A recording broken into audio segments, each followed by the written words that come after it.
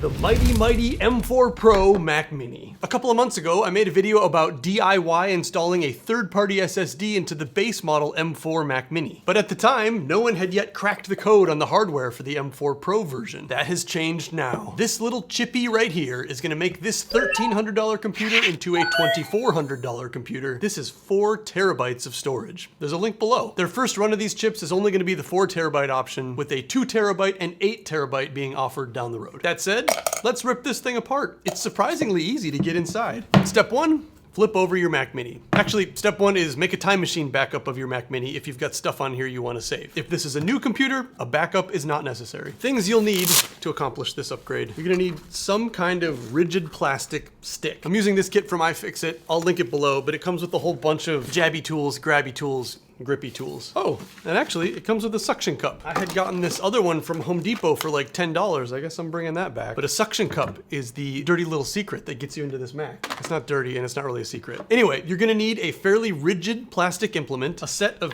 T-series drivers. That's the little 6-pointed Torx bits. First, we're gonna focus on the opposite side from the power button. That power button's gonna have a dainty little ribbon cable attached to it, and you really don't wanna unplug or wreck that thing. So take your suction cup and gently, oh, that's not gonna work, huh? The little one from iFixit's too little. I guess this bigger guy saves the day after all. Take your suction cup, and you can see when you pull up with the suction cup, can you see? But it separates the case just a little bit. That just a little bit is enough to get your tool in there. This will allow you to slide your plastic lever into the gap, uncovering this computer's secrets. There are just 4, essentially like the snaps in your childhood winter coat, holding this thing onto the bottom. Work your way around. When you feel the resistance, you can kind of lever and pop those snaps up.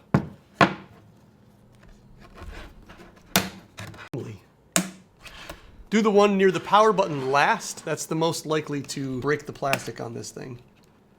There we go.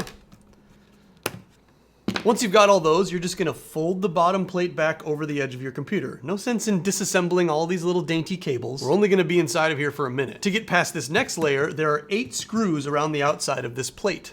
You can leave the screws in the center there. They're actually the Wi-Fi antenna and a little battery and probably some other stuff, but you just leave that screwed into the plate. Only focus on the 8 screws around the outside. On the base model, those were T5 screws. Let's see if that's the same thing here. Feels like a yes, still a T5 screw. And get yourself some place to put all of these little screws, because if they bounce onto the floor, they will disappear forever. 2, 4, 5, 6, 7, and 1 hiding behind this number 8. So with those things out, and I'm gonna do a little dance here. Oh, that didn't take much coaxing at all. I'm gonna do a little dance here because the less things you actually disconnect is the less things you have to reconnect properly later. So I'm just wiggling this thing out of the case, and I'm gonna stand it up beside the other plastic thing leaning up against the side of the case. All the ribbons stay connected. Everybody stay cool, honey bunny. And with just those 2 layers, we're already at the final boss of this dungeon, the fan. You're now faced with 4 more Torx screws. So we'll have 2 T5s down here in the bottom and 2 T3s here on the top. I've already got a T5 driver on, so let's just... The fan is gonna peel out of here in the other direction, the opposite direction from this plate here. So just give that a wiggle and then turn that on over. Quick sidebar, notice the color of this heat spreader here.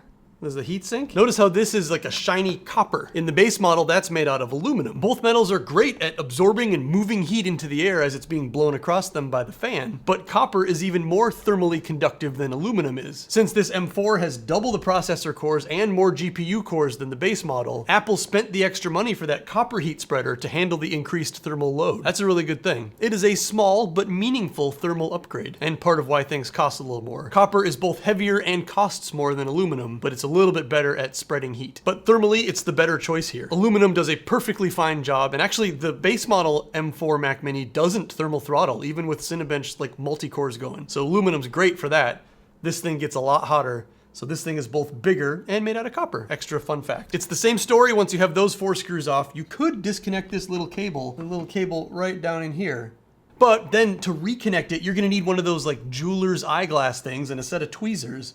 Everything's so small. All these parts were made for tiny hands. I'm just gonna flip this over the edge and lean it against the case. Because, and we need the T8 here. With this, We have arrived at the core. Only one T8 screw right here stands between me and that 4 terabyte Mac Mini SSD lifestyle. So just take this screw off. This one's a lot bigger and quite a bit tighter.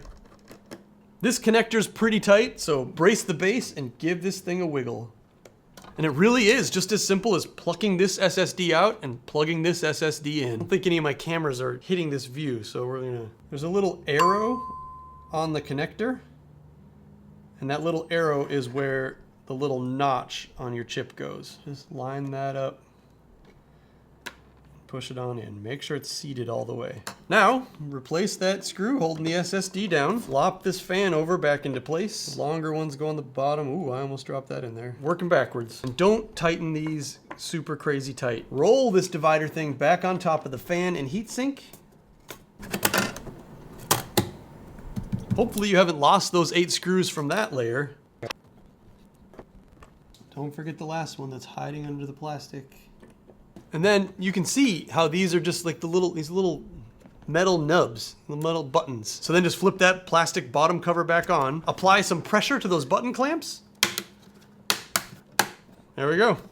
And it's over. Now don't forget to replace all of your tools because I am conspicuously missing one pentabular, I think it's called, thing from doing the MacBook Air last week. Gonna be a problem if I ever want to take that apart again. iFixit toolkit, link below. You should probably save this thing. If something were to go wrong with the third-party SSD you put in there, you can always just open this back up and shove this guy back in. Now we've got to get a firmware written onto this drive. Your new drive in here is completely blank. The Mac Mini doesn't even know what it is. Doesn't even know it's there. So next step, we'll start this thing up in DFU mode, device firmware update mode. To do that, without the power cable plugged in, hold down the power button. Now, while still holding down the power button, plug in the power cable and continue holding the power button, watching the front of the machine until you see this blink orange. There it goes, and you can let go of everything. We are now in DFU mode. You'll need a Thunderbolt cable. This works with a non-Thunderbolt USB-C cable also. It's just gonna be a lot slower. Plug your cable into one of the Thunderbolt jacks in the back of the Mac Mini, and then with another Mac computer, plug into one of the Thunderbolt jacks on that computer. From another Mac, ideally running an updated copy of macOS, you'll see a pop-up asking you to allow this accessory to connect. And then, voila! Your new drive shows up on the left side of a Finder window with some instructions and a choice. You want to restore your Mac. Then choose Restore and Update, then it will automatically go out and download the firmware and install a factory resetted macOS. So, depending on your internet connection speed, this could take a while. And yes, you can do this with the Windows computer now. You can install the firmware with the Windows computer. The same company that makes this drive makes a DFU kit that has a virtual machine download that's just ready to go. Fire it up on your Windows computer, there will be instructions, and you can install this firmware for your M4 Pro Mac Mini through a Windows computer. There's a link below with how to get that kit. It's got instructions. It comes free if you buy the SSD. We are back. That took about 15 minutes connected to an M4 Max MacBook Pro to do, and I do have one quick edit. It turns out it is important. I had to do this 3 times because I thought something was going wrong. The Thunderbolt cable has to be on the center Thunderbolt port, the one that has the little Thunderbolt logo on the top of it there. Doop, doop, doop, that thing. I kept getting errors when it was plugged into the other ones. Didn't realize that. ChatGPT, of all things, actually told me it has to be on the center port. But now, here we are. It's like a brand new computer. I remember my Wi-Fi password. Apparently there was an activation lock on it. I didn't get that with the other one that I did. Now it's starting up as if it's a brand new computer. At this point, if you did make a backup, you'll connect your time machine and restore your computer from here. I'm gonna set this up as new. Love me a clean install. Welcome to Mac. The process is done. So right now, the computer's doing a ton of stuff. It's gonna index the drive. I think it's gonna start downloading the photo library and like doing the Apple Intelligence crap for all of that. But even though it's super busy, I'm gonna do a speed test just because I really wanna see. I had done a Blackmagic disk speed test before I started the process just to see what the Apple SSD speed was. And with the setting on the 1 gigabyte file, that disk speed, Apple's SSD was reading and writing over 5 gigabytes per second, which is super fast and super good. Then I set it to the 5 gig stress level, whatever that means, and the write speed dropped down to like 3.5 gigabytes per second, and the read speed was still at 5 gigabytes per second. So I'm just gonna repeat that right now. Stress at 1 gigabyte, 8,000 megabytes read speed. We are over 8 gigs per second on this drive. That's write speed. We are over 8 gigabytes per second write speed on this drive. 5 gigabytes per second read speed on this drive. So it's not only way bigger, it's also quite a bit faster. 9 gigs per second. We'll switch this to 5 gig so the test is fair. Still, 7 gigs per second with this drive. 5 gigs read speed. This thing can write at 7 gigabytes per second, so it's faster. Can't speak to its longevity, but so far everything about it is great. That's all I got. Links for everything down below. Please subscribe to my channel. I'm loving all this new Apple crap that I'm talking about. I'm gonna go now, goodbye. The mighty, mighty M4 Pro Mac Mini. Ooh, with a magic candle. Ow.